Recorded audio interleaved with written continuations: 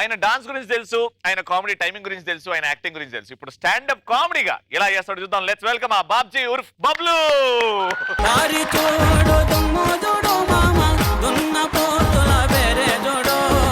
కమలపూడి కమలపూడి కట్ట నింద మామ కన్నె పిల్లల జోరే జోడు. ఫ్రెండ్స్, మీరు చేసిన తర్వాత నేను అంత ట్రై చేస్తానో తెలీదు, ట్రై చేస్తాను. నా రియల్ లైఫ్ లో కొన్ని ఇన్సిడెంట్స్ జరిగాయి. కానీ దానికంటే ముందు మీరు బుక్ పెన్ను తీసుకురండి, నోట్ చేసుకోండి ఎట్లా చేస్తుండో. ఎందుకు అన్న లెసన్స్ అన్న అది. ఓహో, నాకు చిన్నప్పుడు స్కూల్ తర్వాత ఒక ఫ్రెండ్ ఉండేవాడు. వాడికి ఒక గర్ల్ ఫ్రెండ్ ఉంది. వాడి గర్ల్ ఫ్రెండ్ ఏం చేసింది, నాకు బర్త్డే గిఫ్ట్ గా నాకు పార్లర్ తీసుకెళ్ళు, నాకు మేక్ ఓవర్ చేయించు. సో అట్లా ఎట్లా వీడు చూస్తున్నాడు ఎక్కడ తీసుకెళ్తే బాగుంటుంది, ఎక్కడ. సడన్ గా ఒక రోజు బస్ స్టాప్ లో ఒక ఇది చూస్తాడు, ఇది పార్లర్ కి సంబంధించి 50% ఆఫ్. వీడేం చేశాడు, ఇక్కడ తీసుకెళ్దాం ఈ అమ్మాయిని అని చెప్పి వాడి గర్ల్ ఫ్రెండ్ తీసుకెళ్లి మొత్తం మేక్ ఓవర్. అక్కడ 50% ఆఫ్ అనేసరికి అమ్మాయి ఇంకా జోష్ లో ఈ మొత్తం అది కట్ చేస్తే వీటికి డబ్బులు లేవు, సగమే ఉన్నాయి. వీడేం చేస్తాడు, పార్లర్ ఓనర్ ఉంది, ఫీమేల్. తన దగ్గరికి వెళ్ళి, మేడం మేడం ఇట్లా అమ్మాయి ముందు నాకు ఇన్సల్ట్ అయిపోతాను, ఈ డబ్బులు తక్కువ ఉన్నాయి, ఈ వాచ్ పెడతాను, వచ్చి మళ్ళీ తీసుకుంటాను, మీ నంబర్ ఇవ్వండి మాకు అంటే, సరే ఓకే నంబర్ ఇచ్చేసింది. ఆ అమ్మాయి వెళ్ళిపోయింది, అంతా ఫినిష్. కట్ చేస్తే కాసేపటికి ఫోన్ చేశాడు, మేడం మేడం ఇలా నేను వాచ్ పెట్టా కదా ఇందాక, ఆ వాచ్ వచ్చి తీసేసుకుంటాను, అమౌంట్ రెడీ అయింది, వస్తున్నా మేడం అంటే, వచ్చినప్పుడు పాల ప్యాకెట్ తీసుకురాను. ఈడు షాక్. ఇడు ఫస్ట్ టైం పాల ప్యాకెట్ తెమ్మంటుంది ఏంటి, సర్లే ఓకే మనం డబ్బులు ఇవ్వాలి కదా. వెళ్తూ వెళ్తూ పాల ప్యాకెట్ తీసుకెళ్ళి వెళ్ళాడు ఇంటికి.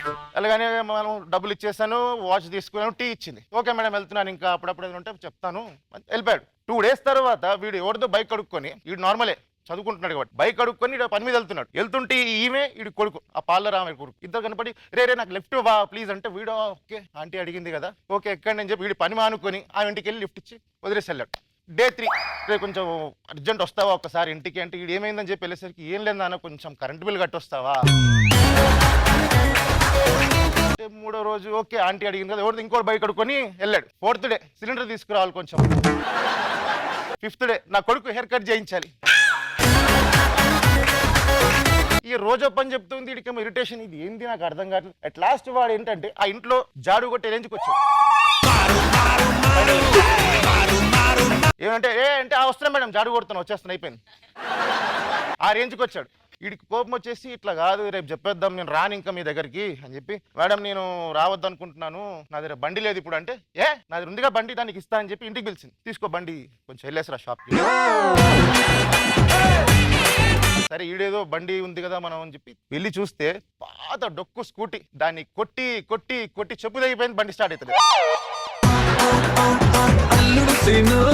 ప్రతిరోజు ఇదే పని. ఇంటికి పొద్దున్న లేవగానే పిలవాలి, పని మీద పంపాలి, ఇంటికి రావాలి. ఫైనల్ ఒక రోజు మందలవాట్లేదు, ఫుల్గా మందేసేసి ఇంకా నీ మాటలు నేను కొన్ని బీపేసుకోండి మీరు. నీ అమ్మ నీ అక్క ఏమనుకుంటున్నాడు,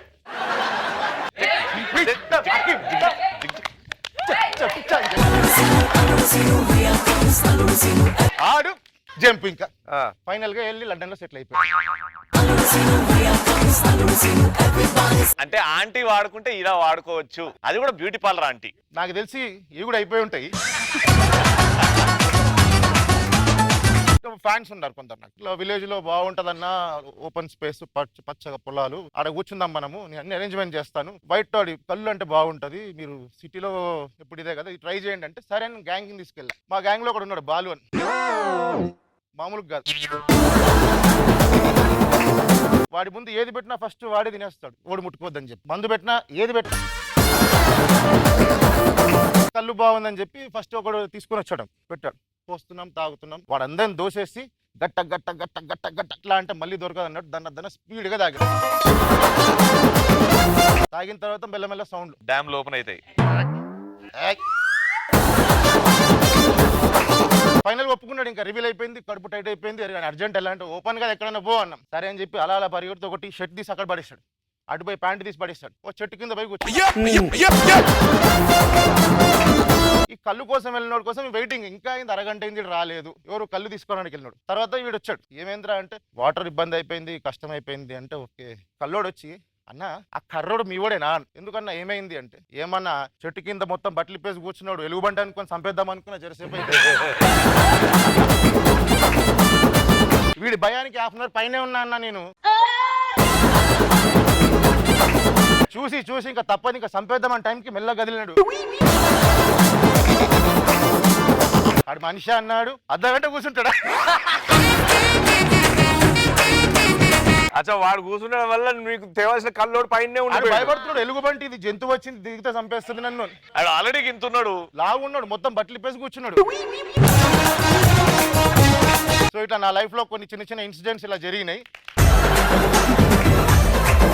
నేను చెప్పుకోలేను, చాలా ఉన్నాయి, మీ అంత చెప్పలేను, చిన్న ట్రై చేస్తాను.